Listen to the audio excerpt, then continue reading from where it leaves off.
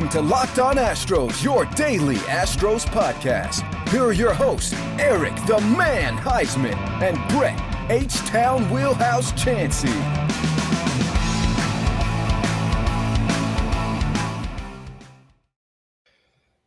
We are Locked On Houston Astros, and we hope that you join us for a daily Locked On Astros podcast. My name is Eric Heisman. You can find me on Twitter at Eric Talks Stros. Find the show at Locked On Astros. Your team every day. Brett, where can you find you at? You can find me at H-Town Wheelhouse on Twitter and at Stros411 on Twitter, Instagram, and Facebook. Always positive, always Stros. Always positive. Always positive. I mean, they just lost again to the Royals. This is what? They're 1-4 against the Royals this season by my math. That ain't something to be positive about, Brett. What are you over there smoking? That's crazy. What are you positive about? Nah. I'm positive the Astros suck against bad teams. That's what I'm positive about. I'm kidding. I'm not too worried about this game. It was a bad situation, but you know what? Sometimes this you got to just not worry about stuff, and you got to worry about the parts that you need, and that's what rockauto.com has. Amazing selection, reliably low prices, all the parts your car ever need. Visit rockauto.com and tell them that Locked On Astros sent you by. So yeah, guys, keep on subscribing to the Locked On Astros podcast. We're going up there, and we gave away tickets to Tuesday's game. We gave away tickets to Monday's game, and we're going to be giving away tickets in the third segment to Wednesday's game as well. I know it's going to be a day game, so if you're wanting to go to the day game on Wednesday, make sure you stick around. We're going to give you tickets away, and we'll have a question a little bit later on. So, Brett, hopefully you have a question for that. So the A's are winning right now. The Astros can only control what they're doing. I know that we'll talk about the Alex Bregman news and the Kyle Tucker news today, but this game was a close game. I mean, Zack Greinke did pretty good. He only allowed 2 runs, only 1 strikeout. I mean, 1 home run, 2 strikeouts, 1 walk. He basically did pretty good for most of the game, and then the bullpen just kind of imploded again. And the guys you went out and traded for, they imploded again. And the guys you've had, Blake Taylor and Brooks Raley, are the guys who are your savings grace. And it's just like, what the heck's going on right now? It's just everything's like you're hot, you're cold. Yeah, cold, I mean, yes, you're no. I mean, here's the thing. As much as I hate it, I basically think that this team does great against great teams and they suck against bad teams. And there's no rhyme or reason. And hopefully we got a friend that will be joining us here pretty soon. And he can give us kind of a different perspective on that. I'm not jumping off any proverbial MLB cliff. It is frustrating. It is hard to watch these games, and just think, as frustrating as it is for us, I guarantee you it's just as frustrating, if not more, for this team. And of course, I kind of jokingly tweeted out some things about the Astros. If they said, basically, this is the checklist of what the Houston Astros need, okay? This is what they need, Eric. There are 4 things on my list that I can find right here. They need to call Michael Bourne and Willie Taveras to do a free base running clinic, okay? Every run they don't score with the man on second, that player has to run, or the team has to run 30 foul pole sprints from foul pole to foul pole after the game.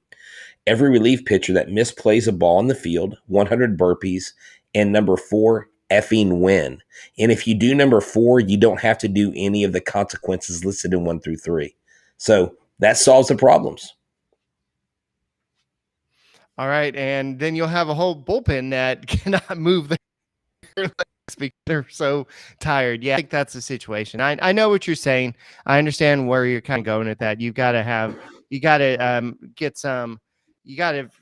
teach them or something. But I think this at this point of the season, that's not the answer. The Astros they still have a 3-game lead over the A's right now. I know the A's are currently leading right now, and so it's frustrating. The A's have 70 wins, you have 73 wins, so who knows what the situation is, but it's just crazy what's going on. So there were a lot of good things that happened in today's game. I know that Will Bite mentioned the Taylor Jones outfield assist. Zack Greinke pitched pretty good, and there's a whole lot of good things that actually did happen tonight's game. But the one thing I do want to kind of bring up before we hopefully have our guest, I think he's having some technical issues, but so one thing I do want to talk about is that this was the second smallest crowd since May 13th. And I know that Alex is giving us a little crap for not going to the game. I'm going to be out for 3 days. So I've been like I've been like doing lesson planning, doing videos. And so I couldn't go to tonight's game, but there was 18,742 games against to watch the Royals. The Royals aren't going to draw a lot of fans. There's not a lot of people that like the Royals. They're not the Yankees. They're not the Cubs. They're not the Braves. How many did you say? 18,000? Yeah, 13. Oh, 18,000. There was that many. Are you sure? Yeah. It looked like an Oakland why? A's crowd. Why? You know why? Because of $60 seats. That's why there's a lot of people out there. That's true. That's true. But so the smallest crowd, that was the smallest crowd since May 13th when they had 16,340. So who knows how many people are going to be coming out tomorrow. But you have to understand that a lot of schools are starting back. I think HISD did start back this week as well. I know our school district started back last week. So the schools are starting back. So you're going to see a lot smaller crowd. So, but this situation is bad. But one thing that was bad in this game, and I didn't realize it was as bad until the end. Jordan Alvarez was 0 for 4 at one point with all 4 outs to end inning, stranding 8 runners on base. Yeah, saw that. That was not good. They were getting the big guy on sliders. Well, the guy had his slider working, and here's the book on Jordan. You get 2 strikes on him, throwing something down and away. He'll swing at it and miss every time. He won't hit that ball. You don't pitch him low and inside. He'll take it for a home run. He'll tank it. And the pitchers have adjusted to Jordan, and now it's Jordan's turn to adjust. He's got to ambush pitches early and not get to the 2-strike count. But that's what I'm saying. But that's the thing, Eric. He's got to ambush early pitches. Right. He can't watch first pitch strikes. Carlos Correa can't watch first pitch strikes. And, it's just one of those things. I don't necessarily know that he was unlucky tonight. He just got good pitches that he couldn't hit. Jeff Bagwell said it best. If they throw a good slider, you're not going to hit it. You're not supposed to hit a good slider. That's why it's called a good slider. Michael Brantley is also in a little mini slump as well. He was 0 for 5 tonight, and his batting average has dropped down to 315. I believe he is in a 3 for 29 slump, and his batting average has dropped from 332 to 315. Man, I'm not saying that Brantley is the reason why the Astros offense is. This is a team loss when you have a game like this, when everything just kind of implodes. The other day when Ryan Presley and the bullpen gave it up, the bullpen shouldn't have been in that situation. The Astros offense, after scoring 16 runs and then 12 runs, you shouldn't just all of a sudden be like, oh, well, we forgot how to score. We can only score 2 runs through the first, 10 innings, then we'll give you 1 more. You can't do that. You've got to score consistently. And the Astros offense just couldn't do that. And then they scored how many runs tonight? 1 run. And it just, that's why on the little thumbnail tonight, I put I think it was Carlos Santana. I mean, not Santana, just saying, hey, talking to Altuve, hey, you need some help scoring some runs here. So that it just, I've never seen it where the team just struggles so bad against these bad teams. But I was talking to Wynn this weekend, and he was just saying that, well, you rather them struggle against the sucky teams. You don't want them to struggle against the good teams, because the good teams are the ones you're going to be playing in playoffs. And so, that makes a lot of sense. You know what else makes a lot of sense? Finding the right place to get your betting on. And you know what? BetOnline.ag sounds like a great place. Yeah, well, now that we're in, baseball, the dog days of summer, y'all realize that right now it's the time of year again, and all eyes are turning towards football as teams are back on the gridiron to start the football season. As always, BetOnline is your number 1 spot for all the pro and college football action this season.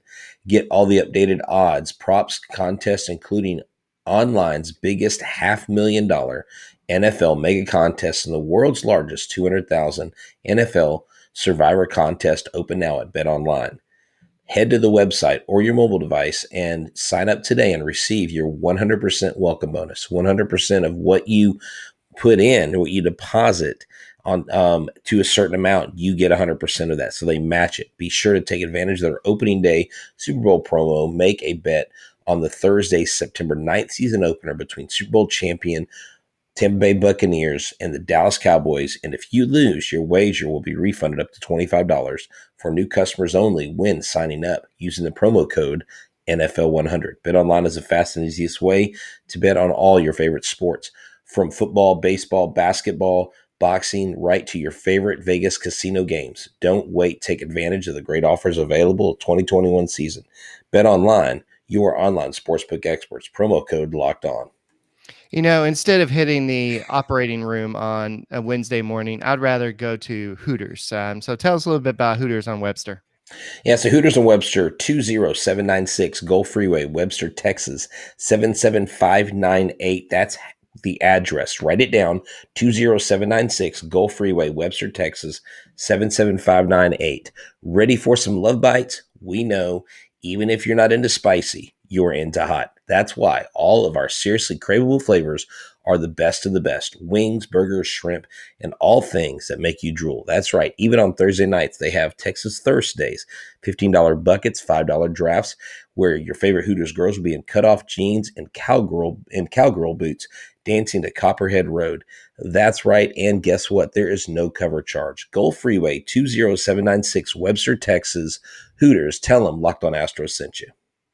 Alrighty, so Brian McTaggart tweeted this out earlier, and I think this is pretty interesting. He said that the Astros versus the AL Central defies logic. They're 11-3 against the White Sox, 5-2 against the so they're 11-3 against the White Sox and 5-2 against the Indian. Wait, I'm trying to understand what he's saying. So, Okay, so I get it. The total record. Okay, so against the White Sox and Indians, they're 11-3. The White Sox, they're 5-2. The Indians are 6-1. Sorry. And now against the Tigers, Royals, and Twins, they are 6-13. The Tigers are 2-5. The Royals are 1-4, and their Twins are 3-4. So yeah, and I think once you get to the playoffs, I mean, let's guys think back to last season. I know it was a 60-game season, but think what happened. We were a sub 500 team. Not a single person, not even local beat writers, picked the Astros to even beat the Twins. And what did we do? We got one game away from the World Series. Now, I saw earlier, I can't remember who said it, said there's no way we're going to win a World Series with this team.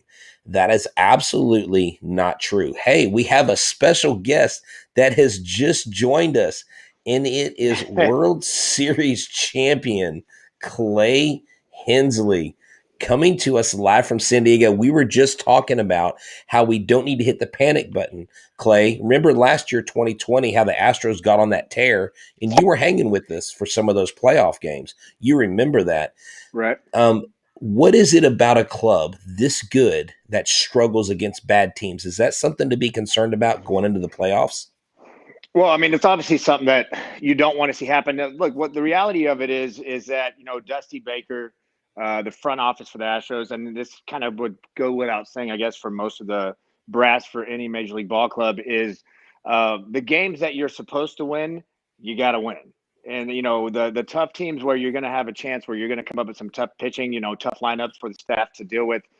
Those are the games that, you're trying to split, if things are working out. Obviously you want to win series, but those are the games when you stack up a schedule, when you start looking ahead, especially when you got a playoff caliber team. The games that you're supposed to win, you need to be winning. And that you'll find more often than not when you see ball clubs that are in playoff contention or have strong clubs where they falter, you go back in hindsight and play, armchair quarterback at the end of the season. If they don't make it, it's usually games like this that end up costing you. So, yeah, it's one of those things that, sometimes it's just the way the game rolls out, for one reason or another. You can't tell me that Zack Greinke is going to get out on the mound and not be any more fired up for this game as he would be, a game that he's dealing with, maybe a contender that could be, potential playoff contender, whatnot. So it's just kind of one of those things that have it. Some teams have your number. Unfortunately, right now for the Houston Astros, I feel like it's a lot of the clubs that they should be beating. All right, so I know that Alex Bregman is playing in Sugar Land right now. He's got 3 hits on the night. The other night he had a big home run. He looks like his bat is up to speed. I know they brought him back to Houston, kind of reevaluate him, give him some time off. Now he's back and he looks like he's healthy. They're going to bring him back to Houston tomorrow. It sounds like Kyle Tucker is going to come back and to the ballpark tomorrow. He's been working out in a quarantine sort of way. So he's apparently going to be cleared tomorrow. He's going to come back to the ballpark and they're going to evaluate him, see if he needs a rehab assignment. How big? That does not mean that Alex Bregman or Kyle Tucker is coming back to the lineup this week. But how big would it be to add these guys back to the Astros lineup, Clay? Well, look, I think obviously they're huge bats, right?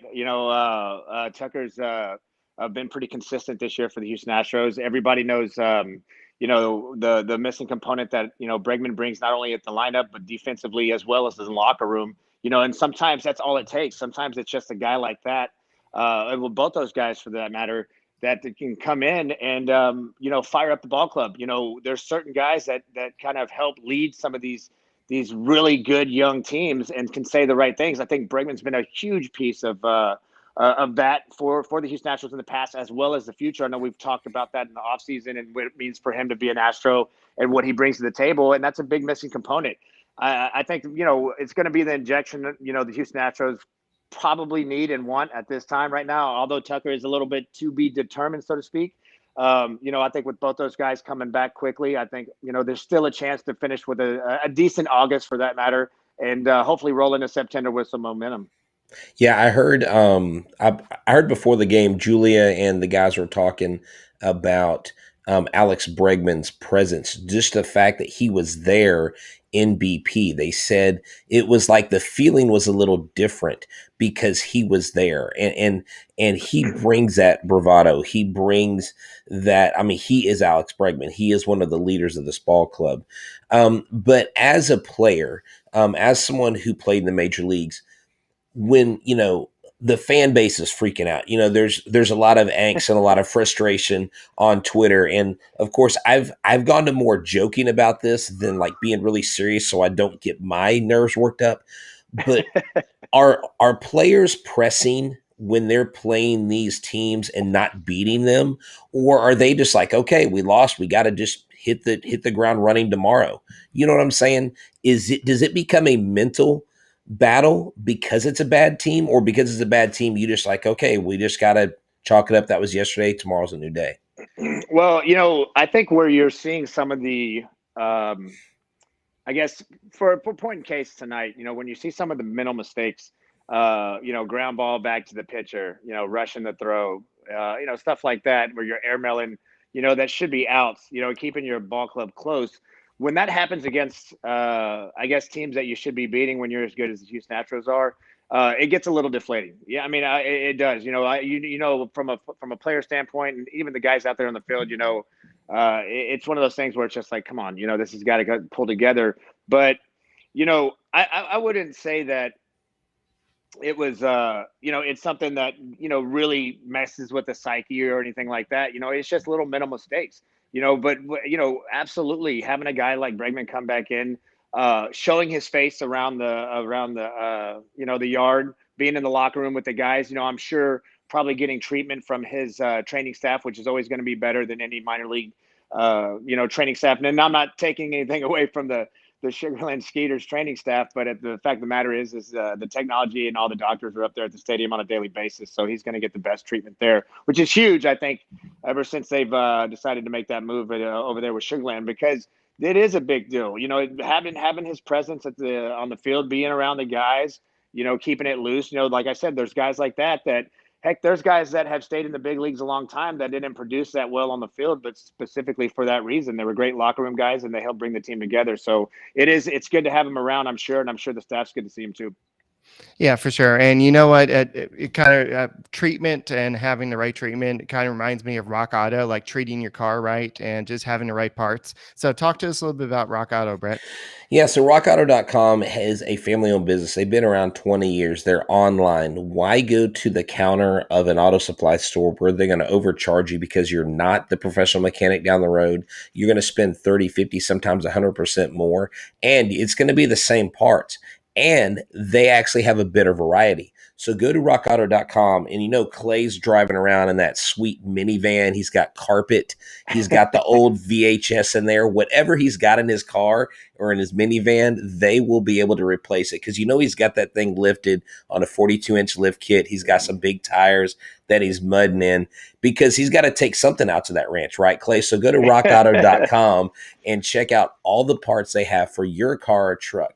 They have a reliably low prices. They're an easily navigable website. And again, like I said, family owned for 20 years. Why wouldn't you want to go there? Go to rockauto.com where they have the best prices every day for your car or truck. Reliably low prices, easily navigate. When you check out in the Where Did You Hear About Us box, type the words Locked On so they know that we sent you. Great prices, all the parts you'll ever need at rockauto.com. All right. So speaking of that, joining us live, I know the chat's great, but joining us in an actual conversation is great. So Spotify Green Room is a great place to do that. We had a great conversation this weekend. So tell us a little bit about Spotify Green Room. So Spotify Green Room's changing the way that we're talking about sports. It allows you to come in to our podcast like Clay did, jumped in, right in, got into the conversation. You can be a superstar. You don't have to have won a World Series like Clay Hensley. You don't have to have pitched to the major like Clay, but you could feel like a World Series winner hanging out with us. Look me up, H-Town Wheelhouse. Look up Eric Heisman on there and join the MLB, the NFL, the NBA, all the different sports rooms, and come join us on Friday or Saturday night each week. We talk, you become part of the show. We produce the podcast. You get to be heard all around the world. So Spotify Green Room, download it, look for us, add us in there, and join us in the conversation. Spotify Green Room is changing the way that we talk about sports. Okay, Clay Hensley, I know a lot of the talk around here is Jake Odorizzi and how he looks really good in one game and looks terrible in the next game. And a lot of the talk has been, well, he's thrown to Jason Castro in one game, Martin Maldonado in another game. Is changing the catcher really a big deal for a pitcher? Oh, yeah. I mean, well, look, especially when you're coming out of the bullpen and stuff, it is what it is because when you are playing in the National League, there's double switches and whatnot. You're going to move some catchers around. So the two main battery mates are going to pretty much work with all the pitchers at any given time. Now, some of the starters are going to prefer to go maybe with a certain catcher more than the other. But even still to that point, usually whenever there's the guy that's behind the dish and he's your starting catcher, he's going to be catching most of the brunt of the pitchers. So, I don't think it's really as big of a deal. It never was a really big deal for me, to be honest with you, who was back there receiving. I think that was probably the biggest thing, because at this level, these guys are going to be calling their pitches. If you're not studying the game, which there's plenty of, the new technology that's out and has been out with all the video and all the advanced scouting that's out there and all the information available to the pitching staff and the catchers as well. You should be able to dial in these lineups pretty good on your own. Doesn't matter who's catching, but inconsistencies can come from a number of places. If it gets it, I can say that if it starts to get into your head a little bit as a pitcher, that you're struggling with one guy, I guess some of us are a little bit superstitious in that regard whenever we're out there on the mound, and some guys more so than others. So, that kind of starts to creep into their mind a little bit, and then it can play into how they're pitching throughout the game, and it does help develop inconsistencies. But the fact of the matter is going out there, pumping the strike zone, filling the strike zone up, and trying to pitch to contact is kind of the key to kind of mediate a lot of the inconsistencies you'll see some of these pitchers have. All right. So, Brett, we have tickets for Wednesday's game. I know it's a day game, but two tickets. 2 tickets. So you have a question for them? Yeah, so after I'm going to give my question, and then as we're waiting for the answer, I want Clay to tell us about a charity event, a golf tournament that he is helping organize that is going to be here, I believe, in Pearland. So here is your trivia question for 2 tickets to Wednesday's afternoon game. Who led the Houston Astros in wins in 2005? What pitcher led the Houston Astros in wins in 2005? So, Clay, tell us about your golf tournament. And you have to be able to go. Right. So no, we're doing an inaugural annual golf tournament, whatever, for the Texas Team Foundation. Amanda Mackwicks, my lady, my girl, she's the president of the foundation, and the charity deals with assisting first responders and military families in time of need. Whenever there's something that happens or tragedy strikes, the heroes that keep us safe on a daily basis and those that have served, we jump in and help bridge and mitigate some of the stuff that they may be dealing with and take that off their shoulders so they can focus on their family. And if there's things that they need, we kind of go in there and help assist replacing a lot of that stuff. It's been a really great experience since I've been involved with this. And we decided to start doing this golf tournament. So it's going to be at Golf Crest Country Club in Pearland. You can go to the Texas Team Foundation to sign up for it. And I got a band that I'm flying out to do a concert after the tournament. So we have some big boy auctions that are going to be awesome. We have, signed memorabilia, trips. We have Callaway's going to be one of our sponsors for it as well. And it's going to be, I'm calling in, all the favors I can with all the companies that I've worked with in the past and golf tournaments we've done. So ideally, we're going to start this one right now. It's going to be a 1-day event, and we're going to move this into a 2-day event where it turns into a gala the night before with a concert, and then the next day is going to be a tournament. But we're giving jackets away for the winners, and it's going to be real legit, man. It's a scramble, but we have officials with every team, so there's no cheating. But it's going to be fun. If you want us to donate an H-Town Wheelhouse and Eric Heisman signed baseball, yeah, you can put the minimum bid at like $500 or $5. Let's 500. Okay, let's absolutely do that. Okay. But we need to we need to get some of the guys in the local area. We want as many people to come out. Like I said, we're hosting we got a concert after the tournament, so whoever's playing, get your significant other to meet us up there and have some drinks and mix it around. We're gonna have a few celebrities out there, and anywhere from professional skaters to musicians to dumb baseball players like myself. So and we're out there to support these first responders in local area, but primarily in Texas, and moving this game nationally, man. Do you have your team already organized? Are you already on a scramble group? I do. I got I got a little bit of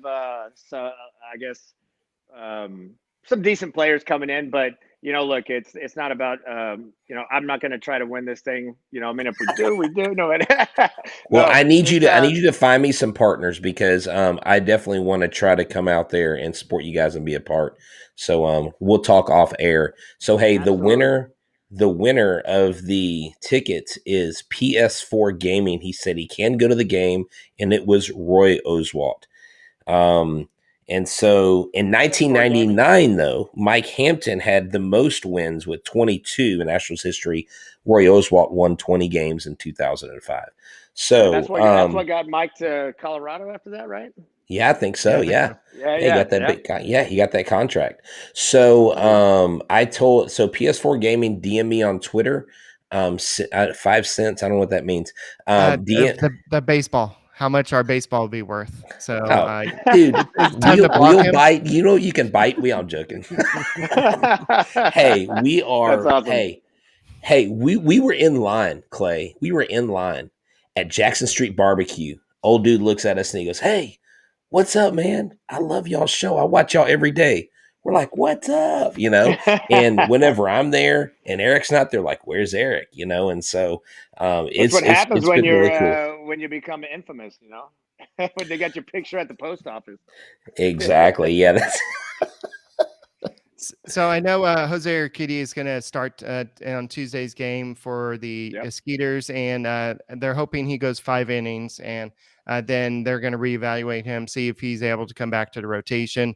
Do you see the Astros, especially with the rosters expanding in September, do you see the Astros going to a 6-man rotation and sticking with it for a limited time or a kind of for the rest of the season type of time? I think right now it's going to be very indicative to see what the schedule shakes out to be like for the month of September in terms of off days and the teams being played. I think that's going to be a big factor on what they're going to do, whether they'll stick with a 6-man rotation. But look, he's going to be activated probably after the 29th. So that's going to be getting pretty close to, the roster's expanding, obviously 2 days from my birthday, by the way, but a young 42. But at the same time, it's going to really depend on how they're pitching and how the pitching staff's holding up. If they're burning into the bullpen, you're going to probably have to continue with the 6-man rotation and try to save some of those guys because bullpen's been pretty steady for them. It's been pretty consistent for the most part. And you got to keep those guys rested, especially going into September in the playoffs, because bullpens win World Series for you. So you don't see them taking Jake Odorizzi out of the rotation at this point? Not right now. No, I don't. No, I think moving into to September, I think they're going to probably keep it the way it is, move with a 6-man rotation and give some of those guys rest that have been pitching all year. Okay, Kendall Graveman. I don't know if you had a chance to see him pitch much, but what do you think of his talent overall? I haven't had a chance to see him pitch very much, to be honest with you, but look, if you got he's got command of his fastball, in the off-speed pitches, if he's throwing them well enough to where he can just pitch off of those and pitch off that fastball and just fill up the zone. That's all they're looking for right now, and it remains to be seen because look, the fact of the matter is when you have small sample sizes with new clubs and whenever you come over to a team or whenever you come up, it's time will tell, but the stuff's there. Yeah. So I know the Astros went out and they really improved their bullpen. I know the bullpen, even the best bullpens are going to struggle. Like Aroldis Chapman, he goes through his periods where he gives up home runs left and right. And so even the best bullpens are going to struggle. But it just seems like the Astros just go through this stretch where they're scoring a lot of runs, and they go through a stretch where they're not scoring. But it seems like the starters, for the most part, have been pretty consistent over the past week. And that's a good sign. And the bullpen has been a little off, but 2 weeks ago, it was the opposite way. The bullpen was really dominant, and then the starters. So is that typical during the season, especially in August? Well, I think that's typical for every club throughout the season at some point. So the idea, whenever, teams are good enough to go into the playoffs, that it's a playoff caliber team, and you probably got a pretty good shot of maybe taking the title again. That's the stars also have to align in some respects, where everybody's got to be firing on all cylinders at the right time, which is why I think it's so important to have a full schedule, a full season like we're having this year, as opposed to, really getting an idea of what players or teams are capable of in a small sample size, like last year, dealing with the pandemic and working around that in a limited schedule. So, that's where, and that also, going back to the inconsistencies about winning against ball clubs or losing against ball clubs that you should be beating. That's what that happens. Whenever you have starters going out and the bullpen's faltering a little bit, it's going to be tough to either hold on to a lead or maintain the game close enough for them to come back if you're falling behind. So it is something that happens throughout the year on every ball club. The idea is for September to be that bridge. If it's a struggle like it is right now for the end of August, to start getting all those cylinders firing at the same time. So when you move into the playoffs, everybody's ready and rocking and rolling, and the team's won at that point. Larry, the GM, cover your ears and everybody else, but there's a narrative around the Astros about they always seem to struggle in August. Is that a lot of teams that do it, or is that just something? You'll see that for sure. Yeah, without a doubt. I'm sorry, I didn't mean to cut you off but yeah, that's exactly what the, expanding the rosters is for. It's not just to give, a look at what, some of your young prospects. It's actually for the young prospects that, maybe be a part of this team in 2022 to come up and help out. And that was one of the things that was told to me when I got up with San Diego when we were in the, up until last year. It was the last time that they had made it to the playoffs, and we were a playoff caliber team. So when we came up, it wasn't just like, hey, here we go, we're going to take a look. It's like, you're coming up and you were expected to help the ball club continue the course and the path that it's on to win. So that's what September's for. And then, there's going to be an expectation that the young guys that do come up and perform. And that's going to be big for them. Okay, so here's the deal. We had PS4 Gamer won the 2 tickets. He just told me he wants to offer them to somebody else to go because I sent him some other tickets I had in auxiliary. And so there are still the 2 tickets that are available, and I will do another Astros trivia question, or I can just let's see. Well, we had this. If he's still here, the G Garcia. He also answered earlier. Oh, he did. Okay, did he say Roy Oswalt? G Garcia. Yeah. Okay. Roy Oswalt did. Okay, so G Garcia. If you're still here, G Garcia, send me a message on Twitter, and I will send you those 2 tickets. They will be absolutely free. We had a listener donate some other tickets as well, and so I gave him the option, and he took the other ones, and so we've got these 2 left. So G Garcia, we're just giving away free tickets all over the place. So that's what we do here at Locked On Astros. And Clay, we love bringing you in. We love having your perspective because at the end of the day, it's really about knowing what's really going on behind the scenes. I do believe that the Astros are better than what they're showing. It is tough to watch the team struggle game in and game out. I don't necessarily know that I buy. Well, I always hear, well, the Astros just struggle in August, but every year they're a different team, right? And so I think sometimes that we forget that they're professional ball players on the other side of the diamond. Like they may be a bad team, but they're still pros. And they probably more than anything, probably have a little bit more like oomph or extra. Because I know Whit Merrifield hates the Astros. I mean, he's literally said it without using the word hate. And I can't stand that guy. I don't like him for all the wrong reasons. It's not that I don't like him because he gets hits. I don't like him because he won't ever shut up about the 2017 Astros, and he's still mad about Altuve getting the All-Star bid over him. It's like, cry me a river, Francis. Go out and play baseball. You're a freaking major leaguer. You have more hits than anybody in the major leagues in the last 5 years. So why are we crying? I mean, I'm sorry you're in KC, and I'm sorry they haven't done anything since 2015. But at the same time, it's just one of those things where I think as fans, we have this expectation, and when they don't meet that, it's like, what's going on, and why can't y'all get it together?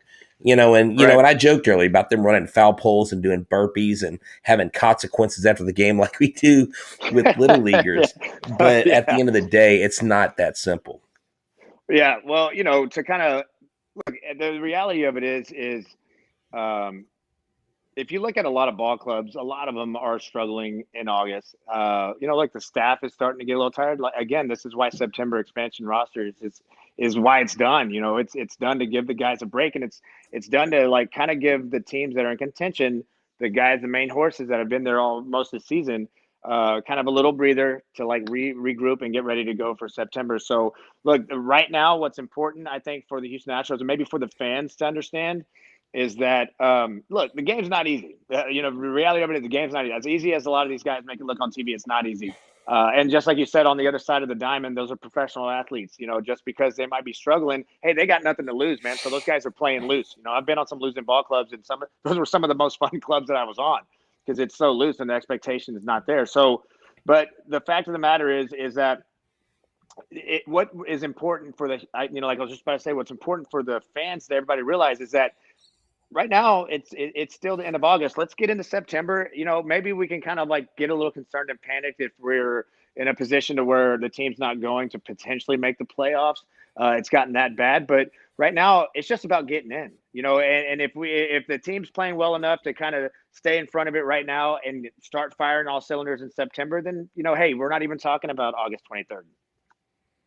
Yeah, for sure. So it looks like the Mariners just tied a game 3-3. Yes. So that doesn't We mean they're are going to win. So we are all Mariners tonight. no Mariners Good except coffee. for Good coffee out there. yeah. So anyway, so I think that's all we got. I know we're gonna play 2 more games versus Royals, then we're gonna head off to Arlington, play the Rangers. So hopefully we'll be getting Bregman and maybe Tucker back in Arlington. That's my prediction is they're gonna be coming back in Arlington, not the next 2 days, but they'll be welcome additions, but we'll see. But the Royals got 13 hits today, and that just reminds me of a certain playoff game where it just seems like back in 2015, where in the game 4 of the ALCS, where they just kept on getting hit after hit after against the Correct. Astros. Then, so Yep. anyway, Clay, thank you for joining us. Where can I find you on Twitter? You can find me on Twitter at chensley32 and Instagram at Clay Hensley. But hey, I just want to leave it with this. Most importantly, look, Astros fans, it's a long season. Got a great ball club. Keep the faith. Don't live and die by each game, and just understand that there's a lot of guys coming off the injured list that are going to play a big piece of this. And look for September to be hot. So stay positive with it. Yeah, they definitely play a lot better in September. So, that's all we got for tonight's Locked On Astros podcast. Don't forget to go check out the Locked On Bets podcast, and we'll be back tomorrow with another Locked On Astros podcast. Now, I believe Brett has on Wednesday, you have a big guest, and we'll talk about that guest tomorrow. So, not as big as Mr. Clay Hensley. But yeah, right. all right, so that's all we got. We'll talk to you tomorrow. All right, buddy.